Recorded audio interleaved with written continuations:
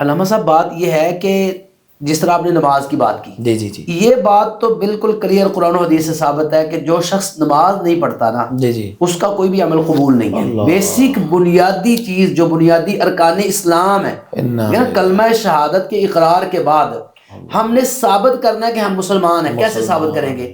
اب دیکھیں، ہر ایک شخص سے آپ نہیں پوچھ سکتے جی کلمہ سناؤ بھی تم نے کلمہ پڑھا ہوا ہے، یا پوچھیں کہ آپ نے کلمہ پڑھا ہوا ہے کہ نہیں پڑھا ہوا.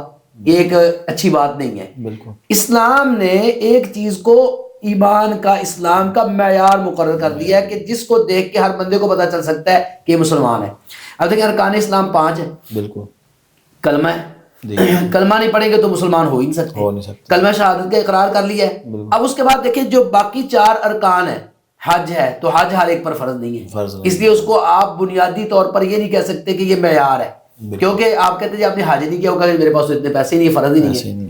آپ زکوٰۃ کو معیار نہیں مقرر کر سکتے کیونکہ کسی پر فرض ہے کسی پر فرض نہیں ہے. ایسے ہی روزہ جو ہے یہ بھی معیار ہے، لیکن اس کو دیکھنے کے لیے تو پھر آپ کو سال انتظار کرنا پڑے گا کہ بندہ مسلمان ہے کہ کافر ہے. رمضان آئے گا تو پتہ چلے گا نا. اچھا کون سی چیز پھر معیار مقرر ہوئی کہ جو آپ دن میں 5 مرتبہ دیکھ سکتے ہیں کہ بندہ مسلمان ہے کہ کافر ہے، وہ نماز ہے. ہر 2 گھنٹے کے بعد، آج کل تو جو ٹائم چل رہا ہے نا، اب ظہر کا ٹائم دیکھ لیں، عصر کا ٹائم، مغرب عشاء کا دیکھ لیں، تقریباً 2-2.5 گھنٹے کے بعد. بلکہ اس کے بارے میں تو اہل علم سے جو ہے رسول اللہ کی حدیث سنی بھی ہے کہ جس نے جان بوجھ کر ایک بھی نماز کو چھوڑ دیا اس نے کفر کیا. اور پھر بندے اور کافر کے درمیان اگر فرق ہے تو وہ نماز.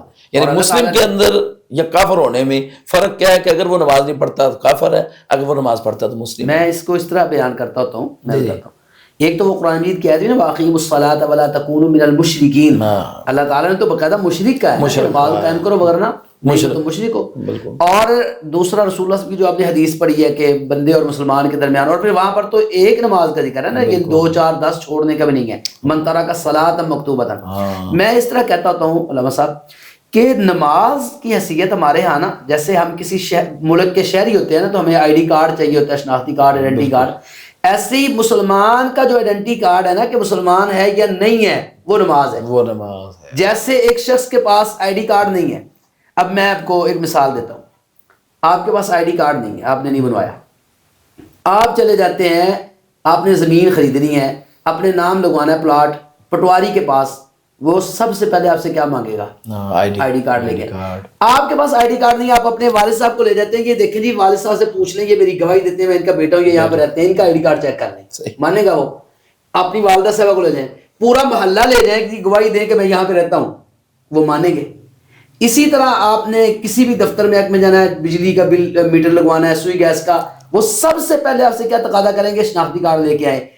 وہ کہتا ہے مجھے محلے داروں کی ضرورت نہیں ہے، آپ کے والد صاحب کو بلانے کی ضرورت نہیں ہے، آپ کی والدہ کی گواہی کی ضرورت نہیں ہے، آپ صرف شناختی کارڈ دے دیں، ہم مان لیں گے، ہم آپ کو یہ سہولت پرووائڈ کر دیں گے.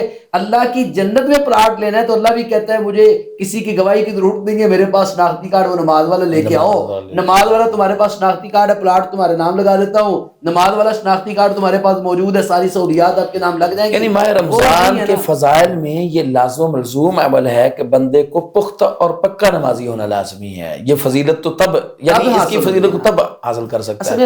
اچھا جی دوسرا آخری بات جی جی اسلام میں یہ نہیں ہے کہ آپ ایک عمل کر کے باقی سارے چھوڑ دیں. اسلام تو عبادات کے مجموعہ ہے نا، اس میں ایک عبادت دوسری کے ساتھ جڑی ہوئی ہے. ایک ایسی تسبیح ہے جس میں سے ایک دانہ بھی ٹوٹ جاتا ہے نا تو سارے درام سے گر جاتے ہیں، وہ تسبیح مکمل نہیں ہو سکتی.